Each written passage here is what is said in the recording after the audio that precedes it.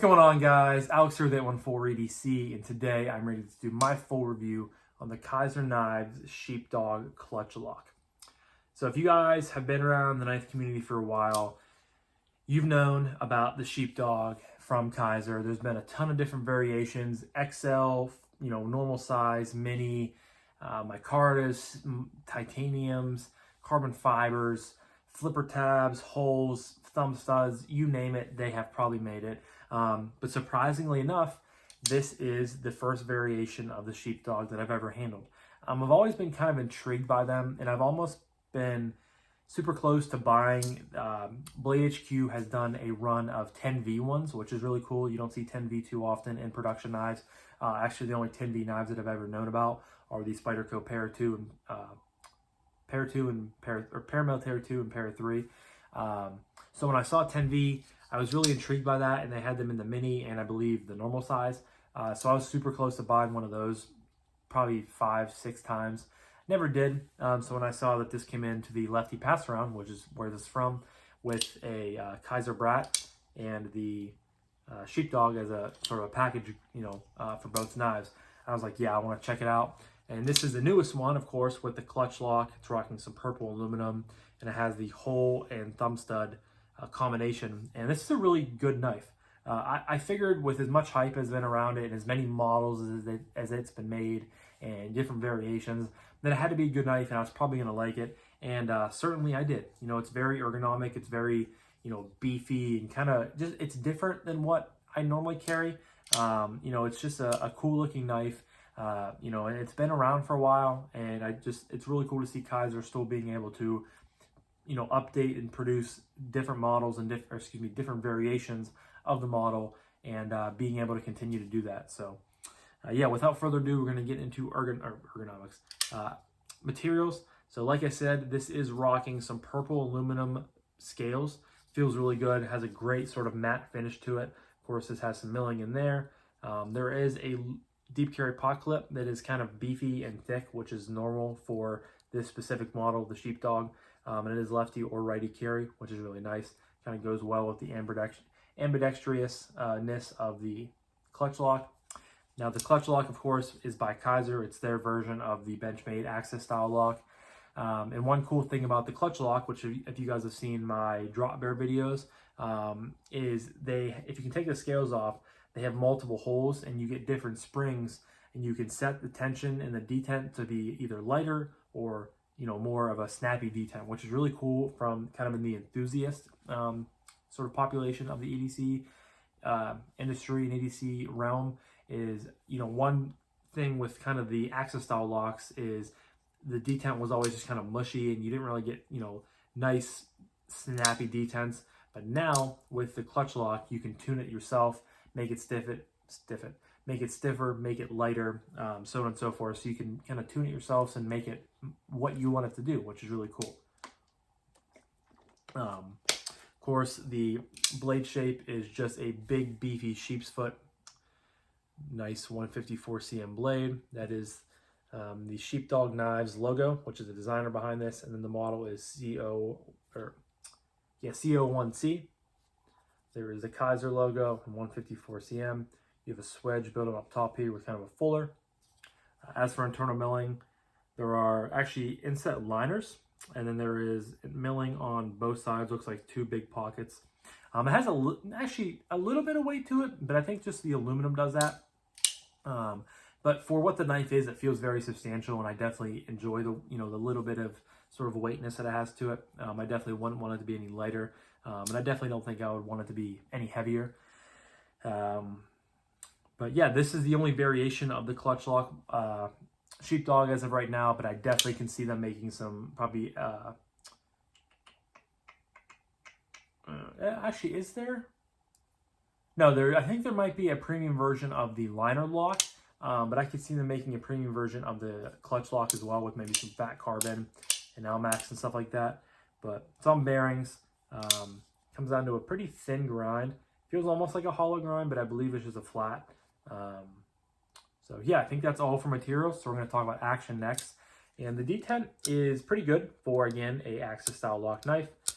I have not taken this apart. I don't know what setting these springs are on, but they would have to be, either the highest or, you know, second highest, I would think. And you have the hole combo and you have the thumb stud combo, which I have found works better. So thumb flicking, I found the thumb studs work better because you just kind of, you know, drop right off the scale, right on the thumb stud, bang it open, bang it open. And then I found for the middle finger flick, you can definitely use the thumb stud, you know, works fine, but it just seems kind of like you kind of have to find it a little bit, where the hole, you just drop right off of the scale, bang it right out. So I like the combination of the two. I know it's kind of, I don't want to say it's controversial as I'm hitting my nightstand. I wouldn't say it's controversial, but I definitely think people prefer one or the other. I don't know how popular both of them are, but I really like it. I've had a couple other knives with stuff like this, or with, you know, hole and thumb stud combos, and I think I've grown to really like it because it's different. You know, thumb stud with the thumb flick, and then middle finger flick with the hole. It just works really well. And of course, you can slow roll it out. Works fine. Now for the blade play, no blade play at all, locked up really tight. Now for the axis style lock, you guys can see it just drops so smooth. It's on bearings. I'll hold it straight back. You guys can see I'm pulling it down the whole way. Move it a little bit. Just swing shut. Of course, you can open it this way, but I don't like that because it just seems kind of obnoxious to pull your knife out and open it like that. But closing is very, very nice, very smooth. Just kind of what Kizer has done with the clutch lock is it's always really good action, really good opening, closing action, very smooth. So no complaints at all. Definitely highly, you know, I don't want to say, what's the word I'm looking for? Highly satisfied. There we go. Satisfied with the action on the Sheepdog clutch lock, or clutch lock Sheepdog. So next up, we're going to talk about ergos. And I think for me, the ergos on this knife are what kind of sells it more so. It is just really, really comfortable. So of course you have kind of a big beefy blade and kind of a skinnier handle. It gets a, you know, hump back here. In here you kind of have a hump, and then right there it tapers off. You can choke up with this landing area up here, but choked back, I can get all 4 fingers in the knife very easily. Again, that aluminum has a nice matte finish, so it's very comfortable. They have milling pieces right there, milling spots right there on both sides for it.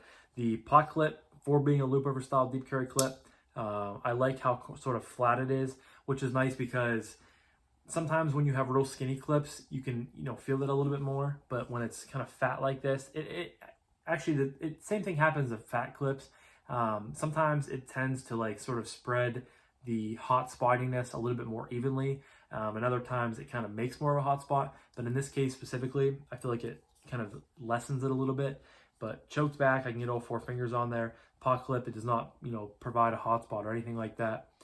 No jimping up top, but my thumb lands up here. Very, very comfortable in a saber grip, hammer grip, reverse hammer grip. You can, you know, sort of do some knife fights with it if you need to. But then you choke up. Middle finger goes right here in this nice natural restriction point, kind of this groove. Rest of the 2 fingers follow suit. And then, of course, you have a landing point up here. And then my thumb lands almost out here to the top point of the blade. And this just provides a very, very comfortable grip.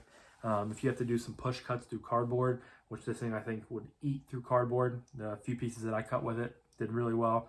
Nice thin edge. Gives you very good control over what you're cutting around or cutting through. If you have to be careful towards something like that, very nice and very comfortable. Yeah, and you're pulling off the pot clip even more, so it's even less of a hot spot, but just very comfortable. I love aluminum knives. It just has, you know, as much as I love titanium and micarta and even G10 and FRN, stuff like that, aluminum just is kind of a good bridge between G10 and titanium to where it's fancy enough, but it still has that good feeling to it in case you need to, you know, really do some work. And it just, I don't know, I really like it. I love the matte finish on different things. And it feels premium, but also feels like, hey, like we're ready to go to work if you need me to. And I definitely can appreciate that and have come to enjoy stuff like that. So ergos are very good on the Clutch-Lock Sheepdog. Next up, we're going to talk about carry. Actually, I forgot to mention some stats for you guys. So overall length is 7.59 inches. Blade length is 3.14 inches. Weight is 4.76 ounces. So honestly, I didn't think it was close to 5. I figured it was closer to 4, but you know, feels very good, feels very substantial for the weight. So yeah, I'm sorry for forgetting to include a couple of those specs earlier in the video, but we're going to talk about carry. Carries very well. I mean, it's not a huge knife. It's a pretty small knife. I don't want to say small. It's a good medium-sized knife. Handle length is 4.45 inches, so drops that in your pocket, and you're carrying pretty much to the butt end of the knife or deeper than the knife itself, which is really nice. But drops that in your pocket. You have nothing here but contoured and rounded edges of aluminum, so you have nothing to worry about if you're down in here getting change, chapstick, medicine, anything like that. You're not at risk of catching a flipper tab or jimping and pulling the knife up out of your pocket. I carried this knife in, I think, jeans, khakis, and gym shorts, you know, throughout my time with it, and it carries very well. You know, the weight is definitely nice in hand, but when you put it in the pocket, you really can't tell it's there too much, which is really good too. You know, the blade does stick out a little bit, so that makes it a little bit kind of wider in pocket, but once you get used to it, no complaints at all. And that's kind of the whole thing about this, you know, this knife and specifically carry department is I have no complaints. You can lefty carry it if you need to, if you're a lefty. It's really nice to have that option with the ambidextrousness of the clutch lock. So again, no complaints with the ergos, with the carry. But that leads me to my final category of price point and would I recommend this knife. So on Blade HQ, this knife goes for $119, which I guess will be linked down below. I forgot to mention that too earlier. Sorry, this video is kind of all over the place. But $119, so 120 bucks. And if you can find it on like White Mountain Knives or another site that takes a code, you can get it for cheaper. But Blade HQ is, I think, the only one, not the only one, but the first one I found after I checked on White Mountain Knives that had it in stock. But even for that price point, I think 120 bucks is very fair. You know, you're getting purple aluminum scales, which is going to up the price a little bit. If this had G10 or micarta, you could probably get it for sub 100 or closer to 100. But I still think 120 bucks for, you know, very nice finished aluminum, nice, beautiful sheep's foot style blade, 154 cm, great action with the holes and the thumb studs. Of course, Kizer's clutch lock, very fun to fidget with, very tunable, which is also very nice. Fantastic ergos, choked up, choked back, you know, however you slice it, this is a very comfortable knife. So all of that sort of baked into the price. I absolutely can recommend it. And most of you guys watching this have probably handled a sheepdog by now. You're not like me that waited, you know, basically the whole time he's been in, you know, in the EDC world and collecting, which is like 2.5, 3 years by now, that I have not handled one. So definitely can recommend it if you guys are like me and have waited. Definitely go pick one of these up. And if you're not really interested in clutch lock knives, there are, you know, other ones to check out. You know, other variations of this knife, micarta, titanium, carbon fiber, things like that, premium, sort of more budget, flipper tabs, you know, lots of different options, lots of different ways to, you know, slice the pie, skin the cat, whatever you want to call it. But I can absolutely recommend this for 120 bucks. I think it's fantastic. And I was glad to finally check one out. And I think this is probably one of their better variations just because that purple aluminum is so good, guys. So, but I'm going to wrap this up now. So this was my full review on the Kizer Knives Sheepdog, Clutch Lock Sheepdog. It's definitely a little bit of a mouthful, but very good knife. All around fantastic. And if you guys are interested, like I said, definitely go check one of them out. So, a quick swig of water before I finish the video. But I'm going to wrap this up now. So thank you guys again so much for watching. I greatly appreciate each and every single one of you guys. I hope you have a fantastic rest of your morning, day, evening, night, whenever you are watching this. And I'll talk to you guys in the next one. Peace.